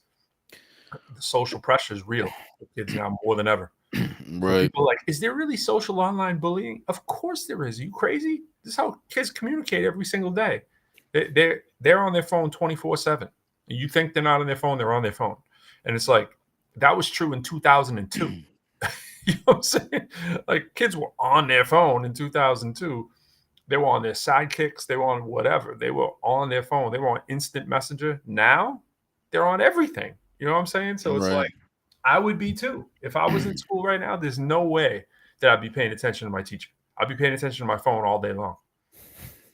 You know, like I'd pretend I'm paying attention, but then and of course I'm going to be talking to all the people and seeing who's posting pictures Right. of what and blah, blah, blah, you know? Well, okay, so I'll use this movie example. Well, I got a lot of Please do. movie examples Please do. to to further the topic of quiet leadership. Okay, so I can't remember who I was watching. Who was it? There was an actress, and she was saying something about how she'd much rather play supporting roles, and then maybe it goes to what you're saying. Some almost like the pressure wasn't there, or It's a dream job, baby. Supporting roles, a dream job. It's like she was saying like a lot of people see supporting roles as almost like vice president or step down or like lesser, and I forgot how she put it, but I guess what I'll put on it is it's like I always tie this to purpose. Like it's like knowing your like if you go into a supporting role knowing the purpose of the supporting role, it doesn't feel like a supporting role. Right. You know, like if somebody told you, hey, your job is to put your finger in this hole so the water doesn't flood the city, you'd be like, oh, okay. Like if somebody said, but this guy or this girl over here is going to be over there, like, you know, doing the rescue work and the EMT, you wouldn't be like, oh, so they get to save people. What about me? You're like, no, you're saving people here. Like, oh, like when somebody defines a role for you and shows you the significance, you personally make it as if you're in charge. You know, like, and I think that's the introvert way. I think the introvert is always just like, I'm in charge of myself all the time. Like just because I step into a work context doesn't mean I change like, oh, I'm the vice or the support. And you're like, no, dog, I'm in charge still. Like that's how I saw myself working at the school. I've been here 6 years. People are like, well, what'd you do before this, Mr. Hankins? I was like, I was self-employed. I said, well, actually, I'm still self-employed. Like even when I've been at this job, I was like, I'm self-employed. Like I don't see myself as working for you. Like, yeah, I work for you because I signed the paper and I'm, you know, obligated to do the things I said. But I never saw myself, I never like surrendered my will. Like, okay, guys, just tell me what to do. Right. So I think the idea of the supporting role or the like, I'm not going to be the point guard, like that's how the introvert is, that shadow leadership. Because when you understand your purpose for what you want to do in life, like you're saying, you fit into the role in your own particular way that makes you feel like what you're doing matters. Right. And I think the trick over the years has been to present this one-sided way. That's why I went with quiet leadership. Leadership is often thought of as vocal, visible, and, you know, like I said, face. So like if you're a very charismatic person or you can speak up or you're seen a lot, people's like, oh, that guy's in charge or that girl's in charge. And it's like, well, not really. I mean, they are the face of it and people associate them with being the leader, but that's just because, you know, as we talk about, people are very surface oriented. Mm-hmm. And so Susan Quain talks about in her book, she said, you know, I don't know if it was a study or just like an experiment. She said, you know, often when people are in a group and the first person starts talking, people automatically attach the leadership role to them. This person is in charge just because they're talking. Doesn't matter if what they're saying makes sense or if it's good. It's just like, okay, guys, so here in the group, so they said that, like, whenever you get in these little breakout groups, you can already tell like who's just like very antsy to talk, and they start talking, and I'm already like, man, you just assume that you should start talking. Like I already feel it in the group. I'm like, why do you need to start talking? Yeah, just because you're the talker. And I'm already thinking and strategizing like, oh, we should probably do this, and then we should do this, and then we should do this. A better way to do what they just asked us to do would be to do this. But the talking starts, and then the roles are already assigned, and people's like, so good, okay. And I think those people feel like, oh, well, no one else is taking the reins, and we can't just sit here in silence, so I got to take control. Yeah. Versus like I think an introverted person would say, hey guys, I just like to start off with, let's give everybody a chance to kind of like identify their role or what they would like to talk about. It kind of gets group thinked like immediately. Yeah, I tend to, when I get into groups, especially virtual ones, when I'm in breakouts, I immediately start processing the information. So I'm processing first. But sometimes it's very quick. And other times it just doesn't come to me at all. I'm sitting there and I'm going, what are we doing? Like, I don't get it. And when that happens, I'm very quiet and I won't speak. But if I know in a matter of seconds, like I've figured out like a potential solution and it works for me, I have no problem speaking right up because I'm trying to get us out of there, you know? So, so I'm like, what can I do to speed this up? So I find that in real life that, you know, my wife is testament to this for me, is that and I think of this as a positive. I mean, this is a motivating thing, I think, when people tell this to you. I process extremely fast. Like I kind of come, I know the general answer. I have a solution usually very quick, but it doesn't always happen. Right. It depends how much I'm focusing on something else, how locked in I am, how of interest the subject is to me. And if I think that I can find a solution that will get everybody home, I'm locked and loaded. Like if there's like, hey, this, if I hear someone say these magic words, not sure how long we're going to be here. Depends how fast, you know, it takes us to boom, I'm on the case. Like, you know, when someone starts saying that, I'm like, oh, we can go quicker if we solve it fast. You've locked me in. Right. And like I say to teachers all the time, biggest thing you can give a student as a reward is usually their time. You know, like how can you give them the reward of time, you know, and that is our most precious commodity.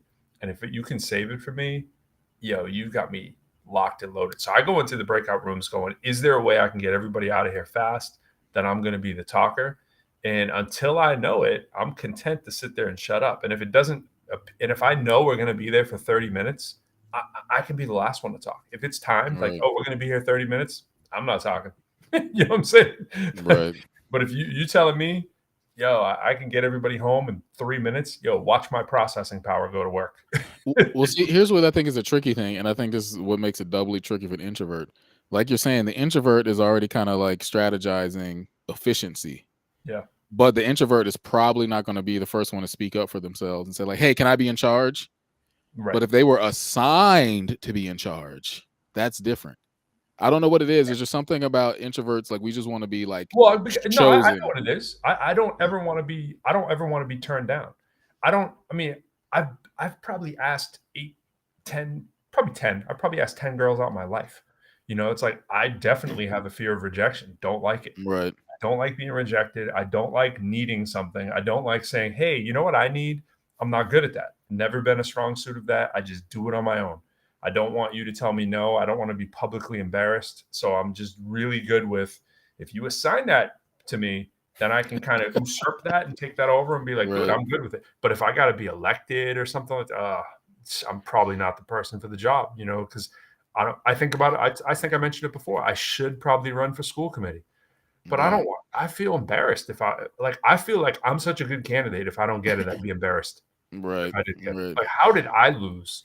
Like I had school committees all over, you know. I used to cover school committees as a newspaper reporter when I was in college, and write boring articles about school committee meetings, you know, and other selectmen meetings and stuff like that. You know, it's like not only do I have the education experience, I've actually covered what you do. You know, since Right. I'm like, if I lose that, man, like I don't know. I've had a definite. I think a lot of introverts are like that because they don't usually step forward. Right. They usually stay. Well, What is keeping you back? That's what's kept me back. I never wanted to have somebody tell me, nah, we don't, like from a little kid stinking at kickball. I didn't want to be the last kid to get picked. So a lot of times I didn't even want to pretend that I wanted to play. But you know what I'm right. doing? I'm practicing on the side. So the next year I'm hitting home runs, kicking home runs better than anyone out there because I was so bad naturally at it. I was so embarrassed by getting picked last and that kind of stuff. You know what I mean? Or second to last or whatever. Maybe not quite last just because I was big. Right. But like, I don't want to stink at this. I'm going to go work on the side, Right. you know, and Well, I then mean, come back and then be like, okay. But I think that rejection fear. yeah. I mean, I think rejection plays into, I would say, every human, and introverts and specifically in terms of the group speaking up dynamic. But I guess what I'm saying as well though is, like I told you, I was in this Bible study years ago, and the guy was like, "Oh, you know, I know you have a lot to say," and I was like, "Well, if you call on me, I will definitely say something."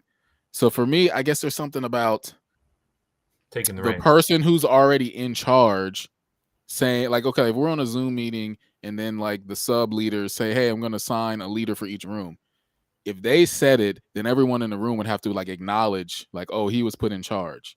versus like having to like step up and be like, hey guys, I have something to say. Because I think part of the problem for me at least is I know I'm an expert and have that quiet confidence inside of me, but I feel like when introverts are in a group, people just take their opinion as the same as everyone else. And it's like, no, like this is not the same as what you guys are saying. You guys are speaking opinion and saying, I think. I'm not saying what I think. I'm telling you the best way to do something, not because it's me or because I think I'm better than you. I'm literally telling you I've thought through this logically to the point where this just makes sense. Yep. Yeah. So follow from A to Z. So your rejection part, I would tie into that. Like, yeah, you don't. It's almost like you don't want to be rejected for knowing what is objectively true. It's like, well, how can y'all reject? I get so frustrated by that. I get so frustrated by that as an adult. Like when I know I have the solution, and it's like, if people can't see it, I'm like, like like I know in the core of my fiber that the University of the District. Again, I have to make the disclaimer. Yeah, I work for it, but my opinions are mine alone, right? Like I know that they should not have a community college inside of the university and be actually calling it a community college because it's confusing. Right. Who has and who wants to rock community college on their sweatshirt at the summer cookout? Where are you going? I'm going to the community college. No, those kids want to say they're part of the university, right? And they happen to be getting a 2-year degree. Now, if you have the advantage of doing that as a university, you would increase sales on your paraphernalia, right? You would sell all your swag would sell because it would just say UDC as opposed to UDC Community College. And community college is such an old term, anyways. Now we have a 1 degree program in the community college that's a +1 kind of thing where you can actually get your bachelor's. So basically, there's 1 bachelor's program. I'm like, hey, once we get that bachelor's program up and running, that's usually where a lot of community colleges actually they have these debates. Should they ditch the title? And I get it. You want to have you're for the community and you're doing stuff for it's sort of another pathway to college for a lot of people. But you can still have that. You can name that particular college something else that isn't community college, which is the least sexy name in all of higher education. And you're already in a university. It's confusing. It's not sexy. And you have some cool acronym names to play around with. Like I've talked about some of these names that you can play, like, UDC. CC, you could keep some initials that work for that, like the University of District of Columbia. You could call it Capital College or something like that, right? And you can capitalize on it. I've talked about that with the leadership at our school. And I was like, a couple other names out there, just floating them out there, like, see if I can remember them. University of District of Columbia, District College. So it spells DC, District College, right? District College is dope. And people inquire into it. Oh, yeah, that's the branch of the school that offers the 2-year degree programs inside of the 4-year. Why do you do that? Because you want to have an open access program that kids that don't have the grades or the GPA to be able to get in. Right. That's what community colleges do. And they're mostly much more career and technical education based kind of degree programs. Problem solved. I know that to be true in my core. But red tape and political stuff, whatever, that probably stops that from happening at a lot of institutions, That's why I want to be on a school committee, because it's like you can see, I think from a marketing perspective, even though I'm not a salesperson, I can think what works really well, and like my degree was in marketing when I was an undergrad. And it's like community college is not a sexy picture. It's not, if you get a chance to drop that from your title, drop it. So that's just a real minor example that I'm showing. But it's like, if I was working in a school committee, I know I could see the writing on the wall. I could adapt. I could change. I can make the policy that would probably work and be best for everyone. And the other thing is, I trust myself more than most others because I don't know what's in someone else's heart until I know them. And truthfully, as an introvert, not really wanting to invest the time to get to know that many people personally, I probably don't know the people as well as I probably should, but I know myself and I trust myself and I won't do anything that's unjust. Like I am equity and equality based to my core. It's what defines me. It's what motivates me. So it's like, I'm all about that, and I can't trust that another person is about that. Do I want my own self to prosper? Absolutely, but not at the expense of somebody else. You know what I'm saying? Like, if I know somebody else has been unfairly treated or whatever, I'll be like, you should go for the job ahead of me. I would take myself out of the running, like just underrepresented people running for the same position as me. I'd be like, nah, I'll step aside. Why don't you run for it? We need more job or color, whatever it is. I'm cool. I'd be the first person to jump out of line. but I don't expect that from other people. Right. Well, I recorded something on that recently, which goes down a whole nother topic. But just to bring that topic in, is like I think the introvert is a seeker of truth. I mean, I think all humans want truth, but I think the introvert is more like I'm going to find out what the truth is, even at my own expense. At my own expense, right? That's the key difference. Like if you're willing to do something at your own expense, that shows you're seeking truth because you're saying I put this objective thing above me. Like Right. this is more important than me. So like I was saying, like, yeah, if somebody said, Mr. Hankins, what we need to do to get studio, I was like, you need to get rid of me because I'm in the way. Like I would do that. And I'm not just saying that. Like if I was in the way of the program, I'd be like, this program could be much better if somebody else was running it. I've said that countless times in different positions I've held. Yep. But a lot of people probably need me not to be in this position. Yeah, a lot of people though they think, oh right, yeah, right, you would do that because in their mind they prioritize maybe money and their own sense of security and their reputation. So for them, they put a lot of investment in money, security, reputation. They're like, I would never do that. And it's like, well, the introvert would because the introvert, number one, doesn't need people. Like they're not really tied to people. And like you were saying earlier, you just show up like, yo, I could quit today if I want because you're so committed to the core values that are you as an introvert. So you're ready to leave or be told to leave because you're like, I never invested my wholeheartedness into this, not because I don't care, but because I knew this was like a side thing for me. Like I'm going down the path of my life and this job is a side detour and then I'm going back to my original path. So the introvert leads by that discipline, that conviction, that willingness to do the right. As I said, the willingness to do the right thing when it's unpopular.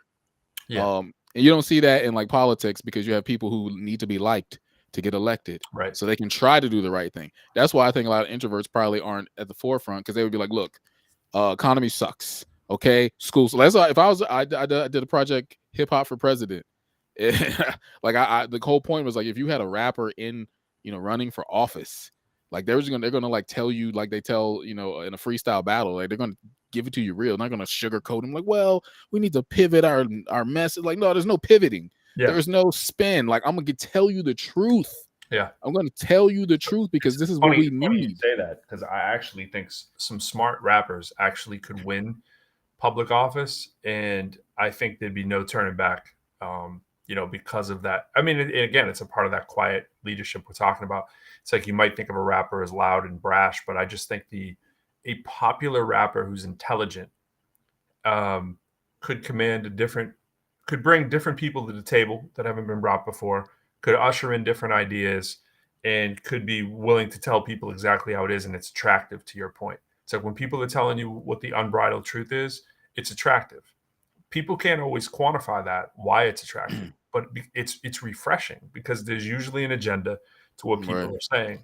And there's also a privilege thing in this too that I don't think gets explained enough. Like I've gotten patted on the back for being like this before, and I always like pump the brakes. And again, I don't like the public shows of affection either that much either. I think it's kind of an introvert thing, but it's like, well, slow down. I don't deserve that much credit because I've been in situations where I've been down and out, and there's an attraction to me of being able to figure it out and get back on the horse. And because I've been in bad situations before and always landed on my feet, I feel pretty confident that even if I didn't have a job 100%, that I'm going to find one pretty quickly. But that comes with some privilege. It comes with thinking about, okay, why do I even have the degrees that I do? Like there's some privilege in the fact that I have those degrees compared to maybe somebody else, right? There's a whole lot of privilege in anyone who has a bachelor's degree, a master's degree, doctorate degree. That has to be acknowledged. And then there's all kinds of issues, class, race, gender, where you live. All these things come into play. And it's like we first have to acknowledge those things and be like, it's not that I'm so special. It's that I have a lot of things working for me that allow me to think about it almost like a game. Where most people don't have that privilege. You tell someone they're down and out and they got 4 kids to feed and they don't have a bachelor's degree or whatever. That's not fun and games. You know what I'm saying? It's not like, oh, I can't wait for the challenge. You know what I'm saying? Like I'm think about how much of a privilege that is, right? I'm thinking about my I quit speech on the first day. I mean, that's a lot of privilege. You know what I'm saying? But I do it because it's liberating and also because there is a challenge to me of thinking about what would I do in a worst case scenario? But that's part of how I've overcome before. It's being, I don't have any special skill, so I overly prepare. I overly prepare for the what if scenarios. I do them in battles. If I'm in a battle, I'm like, okay, what do I do here? Man, today I played an 8 o'clock basketball game. I'm looking at the other team and I'm looking at the people that are, when they're just shooting around. Oh yeah, I'm definitely sizing them up and I'm going, what would be a good strategy here? Like, what would I do against this person? Should I start? Should I come off the bench? Should I maybe, I can play guard, but I can also play forward. I'm like, should I line up it? All those kind of little things that you're doing, or I'll get there. It's a quarter early just to watch the people warming up. I mean, that's strategy.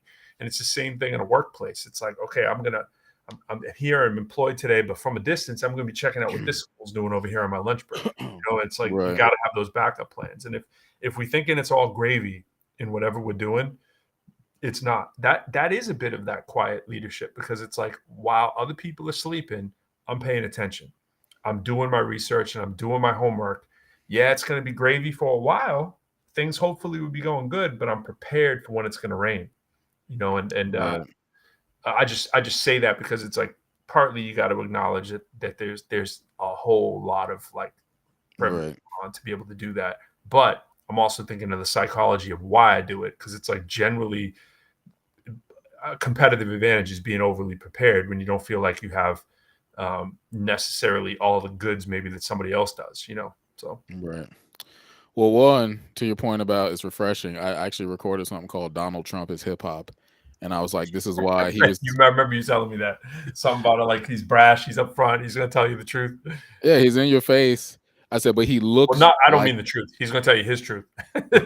But he looked like the people who he was talking to, so that's why they accept it. It's like, oh, this dude, like, so he came out the gate saying, like, everybody else is going to tell you this, I'm going to tell you this, and I was like, finally, somebody's going to bring voice to what we want to say, but we can't say. So he was like the Eminem, like I said, he's like the middle-aged Eminem. Yeah, he's like, I mean, think about Eminem. Eminem came out saying, this is all the stuff you guys think we're too afraid to say. Yep. I'm willing to say it. So there's something with that. But, more to the quiet leadership directly. I mean, everything you're just saying about, well, but no, this is what I want to go to. So I think for the introvert, the dilemma can, like we said earlier, can feel like, well, do I want to send an email to my employee, let them know what I'm doing? I think partially we do because we want to be recognized for what we do well. But then there's also the other thing is like, oh, now I'm kind of on the radar. like I don't want to be on the radar. I don't want y'all to know I'm here. I just want to come here, do my thing, and leave, because that's what I do anyway, is do stuff in secret and shadow and then leave. I don't want you to start recruiting me to start doing stuff I don't want to do because you think, oh, no, you're so cool. Like, no, I'm not cool. I am cool, but not the kind of cool you want me to be. So I think that's why I say I take it back to purpose. I think if you're an introvert, you really got to ask yourself, like, do I really want to come up on people's radar, and why? And if the why is like, because I feel unseen, I feel unheard, well, maybe that's more of a question to take to like a counselor or something. Like, self-reflection, like go get that stuff healed in a counseling thing, and then come back from that and be like, okay, do I still want to be seen? Like, yeah, we all obviously want to be seen and appreciated and know that we belong and a part of something. But maybe that voice will be quieted some so that when you're at work, you're like, no, I'm good. Like, I'm just here to do what I do. I don't need your recognition. Like, I would appreciate it. And every now and then, yeah, nice to get a recognition or some, exposure. But ultimately, I think you have to really ask, like, is what you're doing going to keep you doing what you already want to do? Like we're saying, right? Is me getting on the radar going to allow me to do more of what I like or less of what I like? Right. Yeah, you have to know the cap space of where you're at. You have to know, like, okay, if you knock it out the park, what will happen? You got to think that. You got to think, if you kill it at this position, does that mean more work for you? It's like the student who raises their hand and gets all the questions right. It's like, okay, did you just ask for more work? Right. Oh, I'm ahead. Okay, great. Here's more homework. It's like, it's that dilemma. And it's like, is there a vacant position that you would be basically auditioning for by knocking it out the park? Or are you putting yourself into a potential position that you don't actually want to be in? And that's actually very close to what I was saying earlier. It's like, think about, okay, I'm in my little fiefdom. I like it. The next position, there's a whole bunch of other people that I'd be responsible for. And the light is shining too bright on me, where it's like the things I can, quote unquote, get away with. Maybe I couldn't get away with there. And I'm not saying shrieking any responsibilities, but it's like leaving without saying bye, that kind of stuff, right? Like, Right. oh, by the Right. way, I got that down to a better science now. I'm doing fake leaves when I don't actually leave, so that no one is suspecting that I'm actually leaving now when I go to leave. So I've been setting those up. But like, oh, you was quiet. You just bounced out of there. Oh yeah, I was just coming right back. You know, I was just over at the snack machine or whatever. You know, and it's like, so now when you hear me, you don't think anything of it. Like, so when it's like 4:55, and you just, did I just see him go by? Yeah, you did, and I'm not saying bye. That's a whole nother issue. But no, these things, I mean, it's like, yo, you're gonna be that person there at 7 o'clock when you're at the next position. Do I want to be the person who's leaving at 7 o'clock? The answer is no. It's a hard no. Do I want to set up the culture? Again, we talked about this a little bit before. Do I want to be answering emails on Sunday at 7 o'clock at night? The answer is no. Right. You know, so it's like, can you get away with that at the next position up? It might be a no, because then you might be directly dealing with the provost on a regular basis as opposed to the exception. And the provost ain't changing the culture just because you sent them an email, like you were saying, don't even have time to read it. So it's like, do I want to be expected to be returning emails? No, I don't. And like, do I want to be in a position that requires that? No.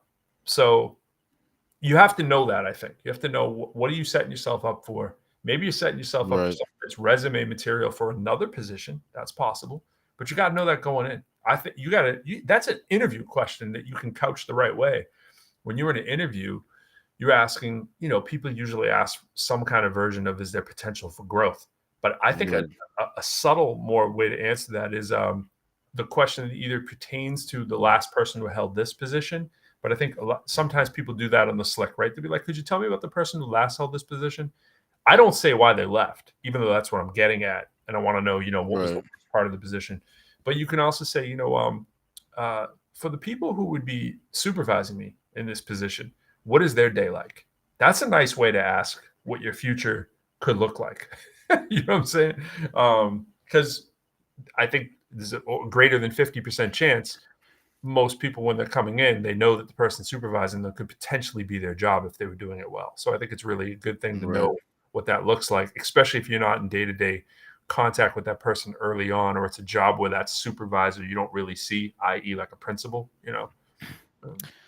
Well, the last few things I'll say is one challenging question an introvert could ask himself is, like, do I need to work for anybody, really? Right. Like, why are you working for the person you're working for? Like, is it because you just like, I just don't have the desire to work for myself, be an entrepreneur kind of thing? Or is it, I don't believe in myself? Entrepreneur is an extrovert world, bro. I mean, that's what I think. I don't know about you. I mean, I guess it depends on what kind of job you're in. You know, I mean, there's some extrovertedness about it, sure, but I mean, the idea of working for yourself and being on your own schedule, I mean, I did that for 10 years, and I was like, yep, this is that's me. Extreme. But I'm saying people that usually do that well are usually extrovert personalities, because they will beat the drum and they'd be like, yo, look at my company, look at what I'm doing. But see, that's what I'm gonna say though. That's why I'm always wanting to reimagine, redefine everything. Because the next thing I was gonna say was, if you're an introvert and you're working for a company or wherever, I think most people are comparing themselves to what Susan Cain refers to as the extrovert ideal. Because, okay, let's say if you're an introvert and you're at a company, like, do you want to move up this ladder per se because you actually genuinely just want to do that? Like, no, I want to be president. Like, some people may actually want to be president, like, of this country or of a company. Right. Or is it just like, that is what literally looks good? That's what, like, I can tell my parents, I can tell my friends, I can look, like I said, it's about being seen. Like, is it about being seen so you can feel like, I'm finally seen because I feel invisible? Or is it like, no, I just want to do that, and there is a requirement to be seen in order to do that? Because if it's this second, then it's like, okay, then yeah, there's going to be some stuff we have to work on with communicating, and like you say, you know, like we talk about, learn how to get in there and get the word in the conversation. Like I said, go after that soccer ball. You got to get in there and kick the ball. Like I said a couple episodes ago. So if your genuine desire is like, I would like to be president, it's like, okay, well, there will be some things that will be required of you to be president, vocal, etc. But if you have the motive, which is, I don't really know why I'm trying to go to the top, I just been told I'm supposed to go to the top. My parents won't leave me alone. Every time I go to Thanksgiving, they always asking, What are you doing? How are you moving? To me, that's the problem. Yeah. Because if you get back into your true self, you would be like, wait a minute, I'm already doing what I like. I don't, like you say, I don't have to say goodbye. I don't have to say hello. Like, I'm just like you. I messed up too. The principal was in the building on Friday. I heard his voice. I was like, ah. So I went like back and I was like, okay. And then when I came back around, I saw him and I made eye contact. I was like, what am I doing? Like, why am I looking at you? Like, I be trying to get out without talking to anybody. Absolutely. You blew it. Yeah. Tree Row, I want to be in charge of spending $1 billion. Yeah, that's probably a good responsibility. So I see somebody coming down the hall, like I'm like, okay, should I go in the library? Like, I literally be doing this. I'm like, should I take a left in the library right now? Bro, I have the setup perfect. Across from my office, right, is the break room, right? It's exactly like if I walk, like if this is the door, I walk out, it's exactly right there, right? So I start to walk left, but even I predict when I turn that I don't want to make it look like if I plan on taking a left, I just take a very barely left so that if I see someone, I can immediately take the right and go straight back into where I was going, right? I just kind of look like this, little peripheral. If I even see a shadow, I go straight across. I don't care who it is. I just go straight across, and then I come back out and I do the same thing. And if they're not there, then I go back to where I was going. I don't want to talk. I'm that bad. If I don't want to talk to anyone, if I'm on the way to the bathroom, if I'm on the way to my car, if I'm on the way to someone else, the people I want to talk to, I know how to find them. You know what I'm saying? Right. So if you're working at a company, the question is the position you're in, are you trying to move up because that's just the thing to do and that's what you've been told to do? Or is it a genuine desire? Because you may want to then just rethink your reasons behind doing that.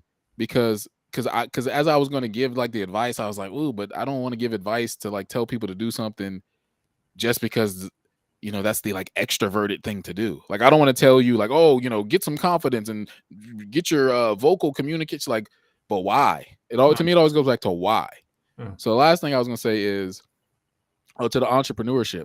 I mean, yeah, I would say yes and no. Like, I guess you could see entrepreneur. I don't know. I never thought of entrepreneurs extroverted. I guess I'm saying it's their world. I don't think. You're saying it's their world? Me too. I think of it very introverted. Like, hey, I want to run my own company. I don't want to deal with anybody. Like, yeah, all kind of companies I want to do by myself. Many of them I've done.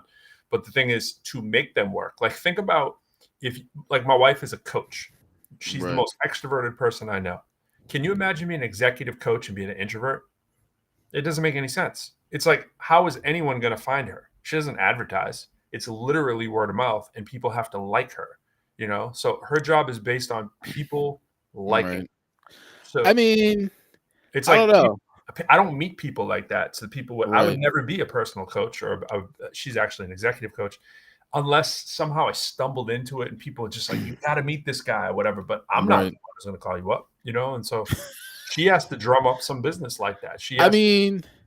I think this goes back to our earlier episodes, though, of where we were saying when it's a purpose and it's an objective, we somehow become more extroverted. Yeah, we find. You know what I'm saying? Like, yeah. I mean, I had to go like answer a Craigslist ad. Like when I quit my job in 2006. I didn't have a job lined up. I was like, I got to get out of this job though. So I bought a camera, bought a tripod, I bought all this stuff, and then I got on Craigslist. Like, we're looking for videos for this car company. So I emailed the guy, and then I went in and met with him. Then I shot the video, and he was like, I don't know if we're going to do this anymore. Then when he saw the videos, he's like, oh, this is really good. So, I mean, for me, because I guess here's what I'll say for the intro, because entrepreneurship is work. I feel like that's what most defines it as introvertedness. You're not going out to socialize. Yeah, like your whole thing is literally like, I am a worker. I'm not going to work to like go to the office party or the meet and greet. You're like, all that is gone. Well, like, the whole focus of my life is to work right now. Right. But like when I was doing club promotions, which I'm always talking about because it's such a weird thing. It's like I was the most social conceived of person probably in the city. Right. It's like, but it's not reality. It's like just like you said, it's tapping into an aspect of your personality that allows you to do what it is it needs to get done, and which I very well had my purpose down. I knew why I was doing it, what I wanted to do. Didn't like it, but I liked the results. The results mattered to me. The results mattered, and the freedom that those results gave me, and the opportunities that they gave me made me kiss the babies when I didn't really want to be doing it. Well, that's what I was gonna say. Like, yeah, the payoff. Like just be able to wake up and be like, oh, what I'm doing today? Oh, whatever I want. When am I gonna start working on this video? Whenever like to me, that's to be able to have nothing on the schedule and just be like, I'm gonna make up the schedule. To me, talking to people is like, please, okay. Like I could do that. Yep. And I mean, I'd find myself like, oh, I'm hosting a show for blah blah blah, like, name the famous rapper, be like, I'm like, this is great, this is amazing. All I have to do is go out and be a little funny and be a little social and promote some shows and put out some records, and all of a sudden the doors just start opening up. Like, wow, this is really great. Yeah, I can go out on the show and I can go be the funny part of my personality. I just pretend that I know the people that are there. Basically that's really what it is. Like, I'll get on the stage. I'm fine on the stage. I can do all that kind of stuff. But if I had to do that every day and go beat doors down, it's not happening. I'm not going to knock on the doors and go, can I be your promoter? I might go to that club and say, yo, I got an idea. I got an idea right now. There's one down the street. My wife's at a show right now. And an amazing world-class singer, friend of hers, actually sang at our wedding. She happens to be in town. My wife's going to check out her performance. She's like, yo, you got to check out this spot. It's at DC. It's real dope, right? It's this real dope spot. I'm like, yo, this spot is crazy. You're right. I might need to do something there. But there's one down the street, coincidentally, which is much more fit for like a battle. I could do beat battles there, MC battles. Like, it's the perfect kind of little spot. It's got parking. It's got the sound system. It's the right size. It's the last club at the end. I'm like, yo, this spot, I could probably do. It's the promoter in me is coming out. But then I start thinking, oh, what do I got to do? I don't even know the people around here. Do I really want to go promoting this like door-to-door kind of thing? It's not so much door-to-door anymore, but you get my point. And it's like, I can get in my head about that and be like, whereas somebody else who's an extrovert thrives in that world and they get excited by going, yo, there's this club. I can't wait to go promote it. I think the event would be dope, but I don't want to promote it. Yeah, exactly. It's like, I got to go. It's like walking through the door. I got to walk through this door of despair where I have to go tap in to the creative extrovert and pretend that this is the creative part, but it's really not that creative. It's much more of the business part of it, and like, oh, I'll make it creative. I'll make it fun. The flyer will be cool. I'll come up with a cool name. Right. That stuff does appeal to me, but actually having to go to the club and figure out, do all the stuff and do all the legwork and all stuff and kiss the babies part of it, that's the part I don't want to do.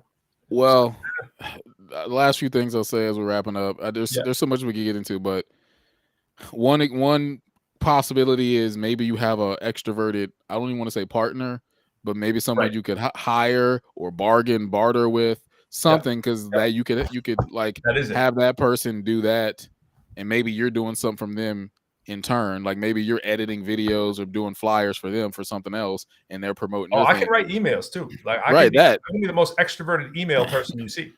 Because here's the thing, though, because I always want to show like the flip side, because I think introverts often feel like, oh, like the world is against me.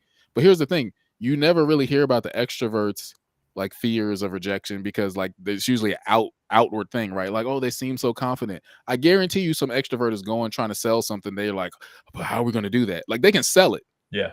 But they're thinking like, but how's like, what artists are going to show up and how are we going to find quality? Like, they don't think in those terms. And you're probably like, oh, boom, boom, boom, Bernard. Okay, let me call up my boy over here. Oh, boom, fly, boom, boom. Like, you just got a list in your head. That's what I'm saying. That's the quiet leadership. The introvert is over there assessing everything. Like, y'all need that. Y'all need that. Y'all need that. Y'all need that. I got that. Y'all gonna ask me? Nope, because y'all gonna keep talking. So the introvert doesn't think about like the extroverts' anxiousness. They're going out selling all this stuff. Right. And you hear all these stories all the time about people like, oh yeah, I went out and told people I had the bookings, or like the Wu-Tang American Saga. I don't know if you watched all that. Yeah. Like, oh yeah, we got the club booked. Like, they're going to telling people the club is booked and they're going to be performing there, inviting these promoters. It's like, dog, you know how bad that would have gone if you didn't make that happen? Right. Introverts would never do that. We'd be like, you didn't set it up, you didn't secure it, you didn't. So I think introverts need to realize, like, dog, you're not the weak ones, and like, they have their own weaknesses.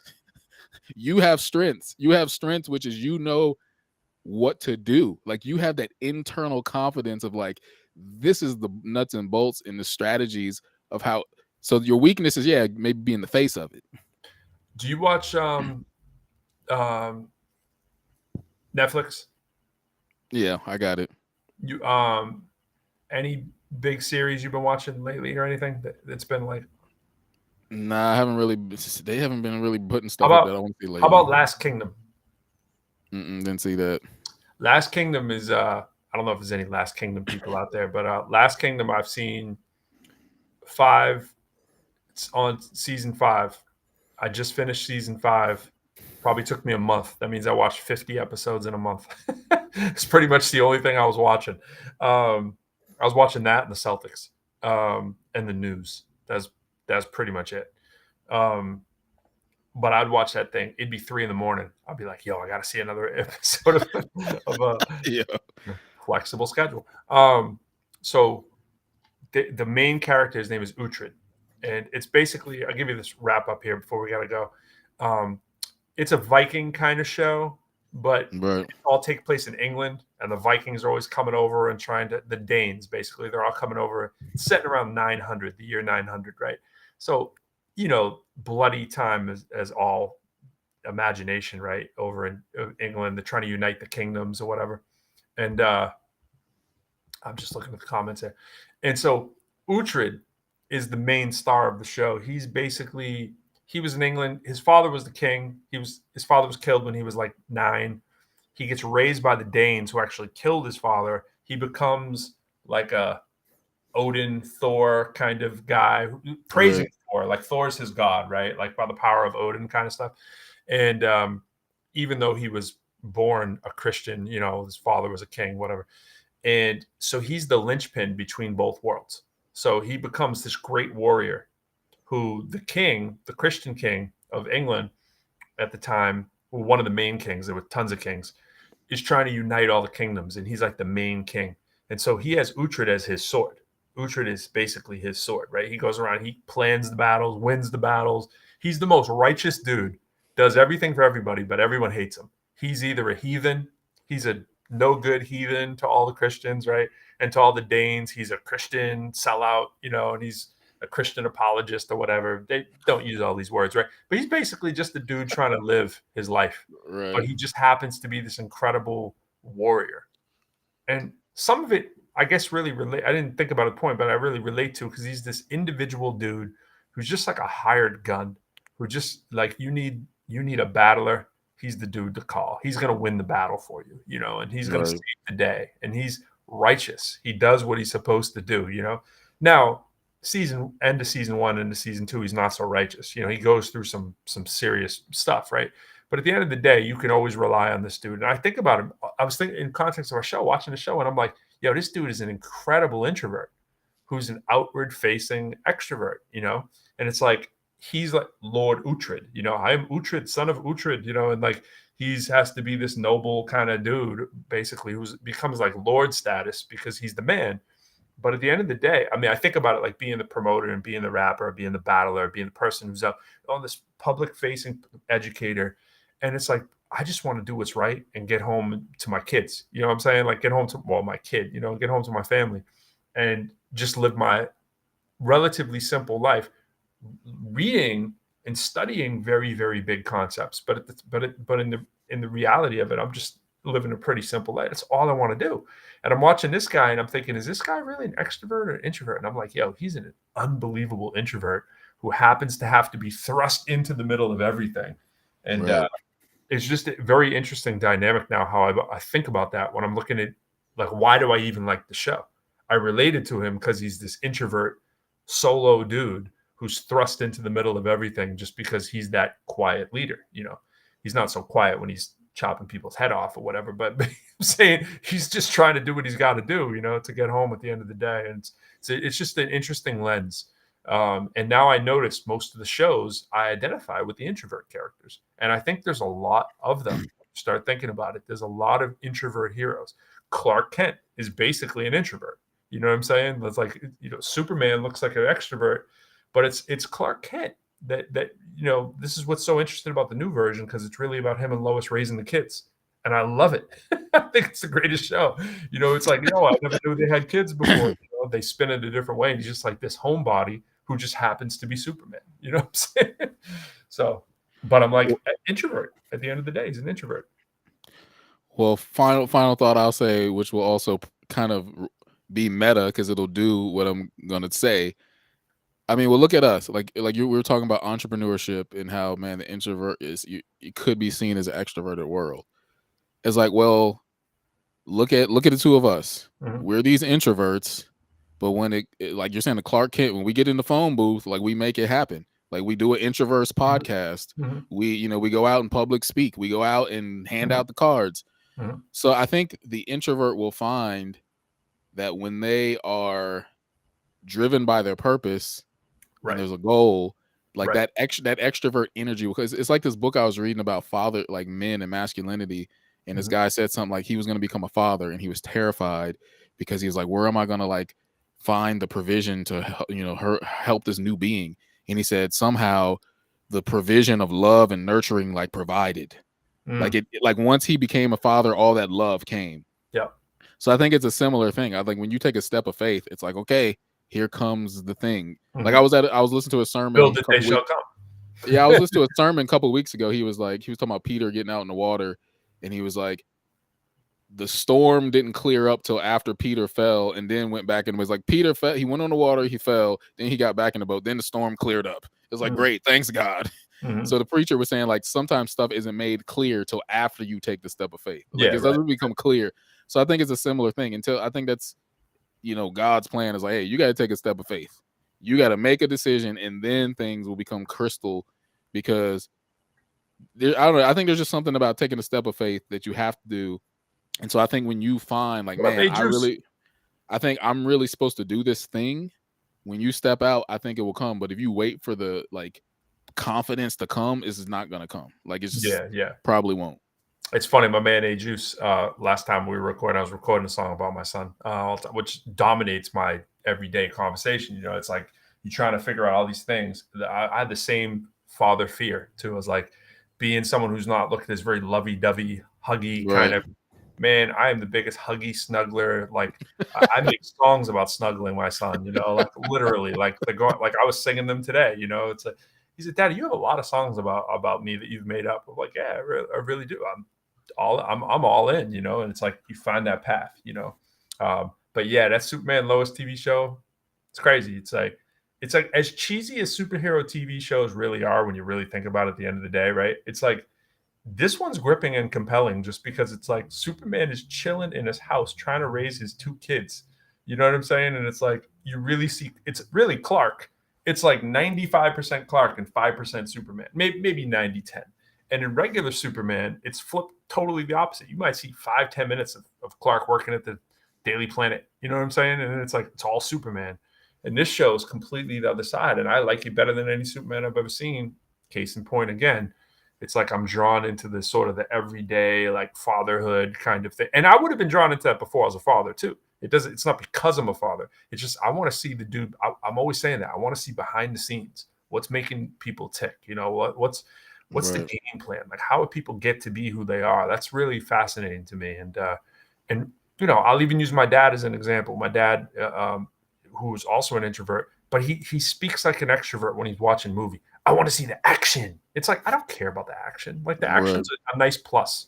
If there's action in the movie, cool. I do happen to like action movies when action's a part of the movie, but I don't go see like I don't even know the name. What's the name of the stupid car show movies that come out all the time? The ones with Fast Vin and Diesel. Furious. Yeah, I would never go see that in a million years. Like it has no appeal to me. You put 50 rappers in that movie, I'm not going to see it. It's like if I see it, it's by accident. But if you give me a movie that's a dope premise and there's a lot of action in it, then I'm cool. But that whole action I need, that seems to be extrovert world to me. It's like I want to know the story.